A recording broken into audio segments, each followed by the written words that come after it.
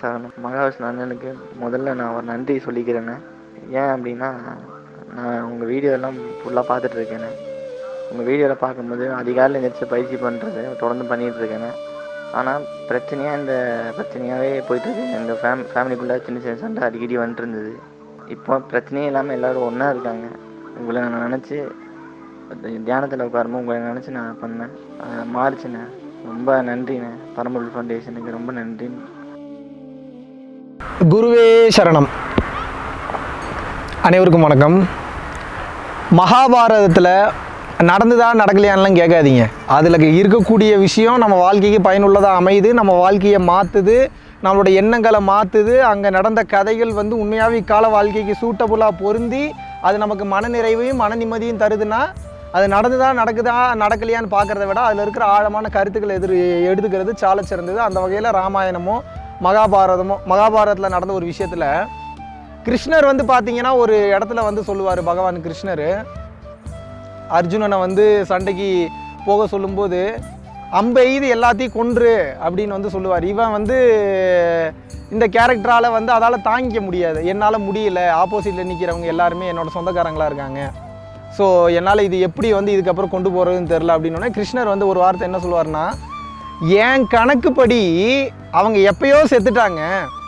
என்னுடைய கணக்கு வழக்குப்படி, என் கணக்கு வழக்குன்னா என்ன, அவர் பிரம்மா இல்லை, விஷ்ணு இல்லை, ஈஸ்வரன் இல்லை, அனைத்தும் ஒன்றான உருவம் இந்த ஜென்மத்தில் கிருஷ்ணரோட அவதாரம் எடுத்திருக்கிறாரு. அவ்வளோதானே தவிர ஹரியும் சிவனும் ஒன்று தான். அதை உணர்ந்தவங்களுக்கும் புரிந்தவர்களுக்கும் நன்றாகவே தெரியும். அந்த வகையில் பார்க்கும்போது அவர் சொல்லக்கூடிய உபதேசமே என்னென்னா, என்னுடைய கணக்குப்படி அவங்க போன ஜென்மத்திலேயோ இல்லை அதுக்கு முந்தின ஜென்மத்திலேயே இப்படித்தான் முடிய போகிறாங்க, அவங்க வாழ்க்கை முடிய போகிற நான் எழுதி வச்சுட்டேன்ப்பா. உன்னை ஒரு கருவியாக மட்டும்தான் பயன்படுத்தி அவங்கள நான் போட போகிறேன். இப்போது இதுக்கே நீ இவ்வளோ ஃபீல் பண்ணுற, இவ்வளோ டென்ஷன் ஆகுற, கணக்குப்படி ஓ மூலியமாக அது எக்ஸிக்யூட் ஆகணுன்னு இருக்கு, ஓ மூலியமாக எக்ஸிக்யூட் ஆகும், நீ போடு. நீ அவங்கள கொன்னாதான் அந்த கர்மா கழியும், அந்த கர்மா கழிஞ்சாதான் தர்மம் நிலை பெறும், தர்மம் நீடித்து நிற்கும், நிலை பெற்று நிற்கும். அதனால உன்னோட இப்போதைய கடமை என்னன்னா, என்னுடைய உபதேசத்தின்படி இப்போ அவங்கள நீ கொல்லு அப்படின்னு சொல்லுவார். இதில் நீங்கள் என்ன தெரிஞ்சுக்கணும்னா, அண்ட சராசரத்தை ஆட்டி படைக்கக்கூடிய ஆற்றல் மிக்க பகவான் கிருஷ்ணர், மகாவிஷ்ணுவின் அவதாரமான அவர் ஏன் இப்படின்றதுக்குள்ள அவரோட ஆற்றலை பயன்படுத்தி விஸ்வரூபம் எடுத்து மொத்த பேத்தி கொண்டிருக்க முடியாதா, அழிச்சிருக்க முடியாதா? மகாபாரதத்தில் ஏன் அழிக்கலை? அது மூலிமா நமக்கு தெரிய வர கருத்துக்கள் என்ன? இந்த பூமியோட சுழற்சிக்குள்ளே கிருஷ்ணரே வந்துட்டாலும் பூமியோட சட்டத்திட்டங்களுக்கும் சமுதாய சட்டத்தை தாண்டி நவகிரக சட்டம், பஞ்சபூத சட்டம், இறை சட்டம், இந்த சட்டத்திட்டங்களுக்கு உட்பட்டு மட்டும்தான் ஒரு கர்மத்தையும் ஒரு கர்ம வினையும் இங்கே செயல்படுத்தி முடிக்க முடியுமே தவிர, நான் கடவுள் எனக்கு பவர் வந்துருச்சுன்றதுக்காக ஒரே செகண்டில் எல்லாத்தையும் மாற்ற முடியாது. இவங்க வகுத்த நியதியை இவங்களே மீறுற மாதிரி. அப்போ கடவுள்களுக்கே இந்த மாதிரி ரொம்ப ப்ராப்பராக இந்த கட்டத்தில் இப்படி தான் போய் முடியணும்னு இருக்கும்போது, மனிதர்கள் நாம் எவ்வளோ பொறுமையாக எவ்வளோ பொறுப்போடு இருக்கணும், இதை நீங்கள் புரிஞ்சுக்கணும். இந்த பக்குவம் நிலை பெற்றுச்சுனாலே பொறுமை என்பது வந்துவிடும். பொறுமை வந்துருச்சுனாலே முடிஞ்சு போச்சு. பொறுத்தார் பூமி ஆழ்வார்ன்றாங்க. உங்கள் பொறுமையில் தான் எல்லாமே இருக்குது. பொறுமையை கையால் கற்றுக்கங்க. எந்த சூழ்நிலையிலையும் சமநிலையோடு இருக்க கற்றுக்கங்க. சந்தோஷங்களில் ஆரவாரமாக இருக்காதீங்க, வருத்தங்களில் சோகமாக இருக்காதீங்க. வாழ்க்கை சுபிட்சமாக மிக உயர்ந்த நிலையை அடையும். நன்றி, வணக்கம்.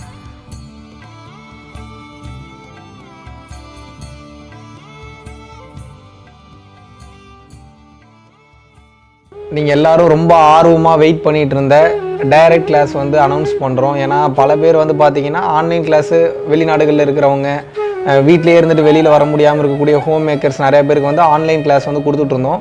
டைரக்ட் கிளாஸ் எடுக்கலாம் அப்படின்னு நீங்கள் எல்லாம் கேட்டுக்கொண்டதற்கு இணங்க நம்ம பரம்பொருள் ஃபவுண்டேஷனுடைய டீம் இணைந்து என்ன டிஸ்கஷன் பண்ணி என்ன முடிவு எடுத்திருக்கோம் அப்படின்னா, வர்ற ஆகஸ்ட் 21, 22 சனி மற்றும் ஞாயிற்றுக்கிழமை கொடைக்கானலில் டைரக்ட் கிளாஸ் கண்டக்ட் பண்ணுறோம். ஸோ ரொம்ப லிமிட்டட் சீட்ஸ் மட்டும்தான் இருக்குது. வர 21, 22 கொடைக்கானலில் ஒரு அற்புதமான ஒரு சூழ்நிலையில், ஒரு ரம்மியமான சூழ்நிலையில், ஒரு அற்புதமான ஒரு வேறு லெவல் ஒரு லொக்கேஷனில் உங்கள் எல்லாரையும் சந்திக்கிறேன். நன்றி, வணக்கம்.